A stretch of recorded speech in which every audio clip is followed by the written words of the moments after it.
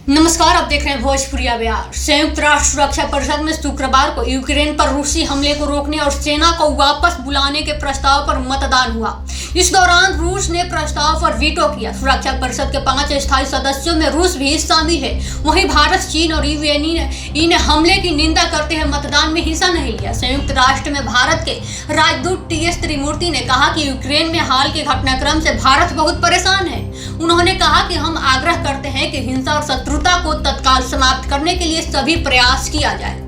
उन्होंने ये भी कहा कि मानव जीवन की कीमत पर कोई समाधान नहीं निकाला जा सकता है। त्रिमूर्ति ने यह भी कहा कि हम बड़ी संख्या में भारतीय छात्रों सहित भारतीय समुदाय के कल्याण और सुरक्षा को लेकर बेहद चिंतित हैं। समकालीन वैश्विक व्यवस्था संयुक्त राष्ट्र चार्टर, अंतर्राष्ट्रीय कानून और राज्यों की संप्रभुता और क्षेत्रीय अखंडता के सम्मान पर बनी है।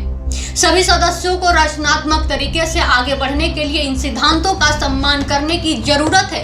उन्होंने यह भी कहा कि मतभेद और विवादों को निपटाने का एकमात्र जवाब संवाद है। हालांकि इस समय यह कठिन लग सकता है। यह खेद की बात है कि कूटनीति का रास्ता छोड़ दिया गया और हमें उस पर लौटना चाहिए।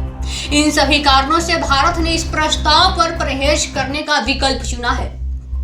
वहीं रूस ने प्रस्ताव को वीटो करते हुए कहा कि आपने यूक्रेन को अपने भू राजनीतिक खेल में मोहरा बना दिया है। यूक्रेनी लोगों के हितों के बारे में कोई चिंता नहीं है। यह इस यूक्रेनी शतरंज में एक और क्रूर और अमानवीय कदम के अलावा कुछ भी नहीं है। चीन ने कहा कि रूस में वैध सुरक्षा आकांक्षाओं पर ध्यान दिया जाना चाहिए और ठीक से संबोधित किया जाना चाहिए।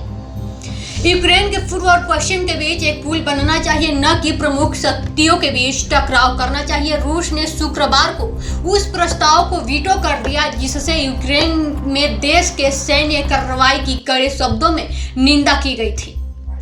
वहीं प्रस्ताव में यूक्रेन से सैनिकों की तत्काल वापसी की मांग की गई। संयुक्त राज्य अमेरिका और अल्बानिया द्वारा सहलिखित प्रस्ताव को 15 में से 11 देशों का समर्थन मिला। वहीं भारत, चीन और यूएई ने वोटिंग में हिस्सा नहीं लिया है। आपको बता दें कि देश के स्थायी सदस्य के रूप में मॉस्को की वीटो शक्ति के कारण यह प्रस्ताव शुरू से ही सही नहीं किया जा रहा था। संयुक्त राष्ट्र में अमेरिकी राजदूत लिंडा थॉमस ग्रीनफील्ड ने वोट के बाद कहा कि मैं एक बात स्पष्ट कर दूं कि रूस, आप इस प्रस्ताव को वीटो कर सकते हैं, लेकिन आप हमारी आवाज को वीटो नहीं कर सकते हैं। आप सच्चाई को वीटो नहीं कर सकते हैं। आप हमारे सिद्धांतों को वीटो नहीं कर सकते हैं। आप यूक्रेन के लोगों को वीटो नहीं कर सकते हैं।